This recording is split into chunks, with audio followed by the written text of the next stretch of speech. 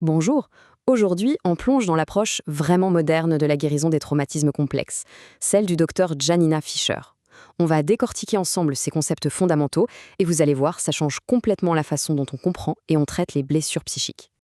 Alors pour commencer, une question qui bouscule un peu les choses.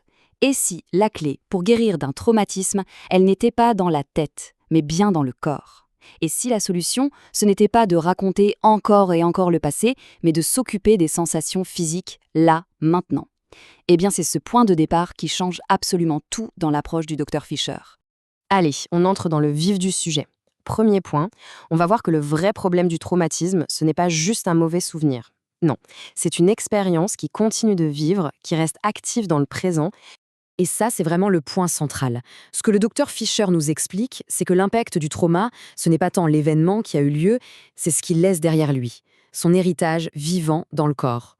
En fait, le système nerveux, lui, il reste bloqué en mode alerte, comme si le danger était toujours là, prêt à surgir, même des années et des années après. Et attention, on ne parle pas d'un petit problème isolé. Ce chiffre, 100, c'est le nombre de pays différents d'où venaient les participants lors d'un de ces webinaires. Ça montre bien à quel point c'est universel. Le traumatisme, c'est une expérience humaine qui ne connaît ni culture ni frontières. Ok, maintenant, voyons comment cet héritage se manifeste concrètement.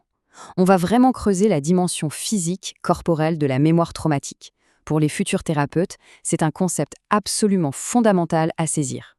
Alors, la question que beaucoup se posent, c'est pourquoi avoir cette impression que le traumatisme est toujours là en train de se passer?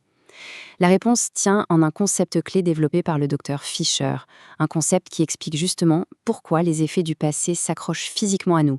Ce concept, c'est l'anticipation craintive.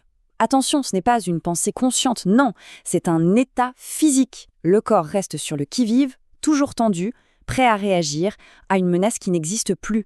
C'est comme s'il était sans cesse en train d'anticiper le prochain coup dur. Pour se faire une image, c'est un peu comme attendre que le couperet tombe. Ce sentiment horrible d'attente, cette angoisse, cette certitude qu'une catastrophe va arriver d'une seconde à l'autre. Eh bien, c'est exactement ça que le corps ressent en permanence, dans un état post-traumatique. Et c'est là qu'on touche à une distinction cruciale. D'un côté, il y a l'esprit, le mental.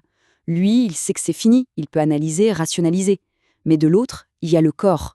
Et le corps, lui, il n'a pas eu le mémo. Il ne sait pas que c'est terminé. Alors il réagit de façon complètement automatique, les muscles se crispent, le cœur s'emballe, face à des choses du quotidien qui n'ont rien de menaçant. Et il ne comprend pas pourquoi. C'est cette déconnexion qui est au cœur de la souffrance. On arrive maintenant à un point de bascule, un moment où l'on va voir comment l'approche traditionnelle de la thérapie du trauma est, complètement remise en question. Écoutez bien cette citation. Là, le docteur Fischer s'attaque frontalement à une idée qu'on entend partout mais qui est complètement dépassée. L'idée qu'il faut absolument tout raconter, tout déballer en décaille pour guérir. Et elle le dit clairement. Non seulement ce n'est pas vrai, mais ça peut même faire plus de mal que de bien. Et ces peurs, elles sont tout à fait légitimes. Tellement de gens n'osent pas commencer une thérapie à cause de ça.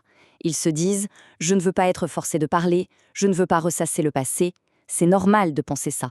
Et ce que fait le docteur Fischer, c'est qu'elle reconnaît ses craintes. Elle dit en substance « oui, ces peurs sont fondées, mais sur une vieille image de la thérapie, qui n'est plus du tout celle d'un traitement moderne et efficace. » Bon, alors, si l'ancienne méthode n'est pas la bonne, c'est quoi la solution?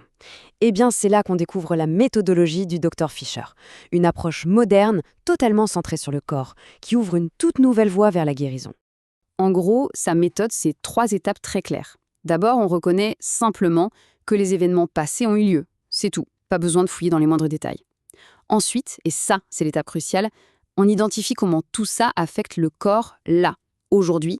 Et enfin, tout le travail, c'est de changer ses réactions du corps, dans le moment présent. C'est un changement complet de perspective, vraiment. On passe d'une thérapie qui regarde le passé en se demandant pourquoi, à une thérapie qui regarde le présent en se demandant comment.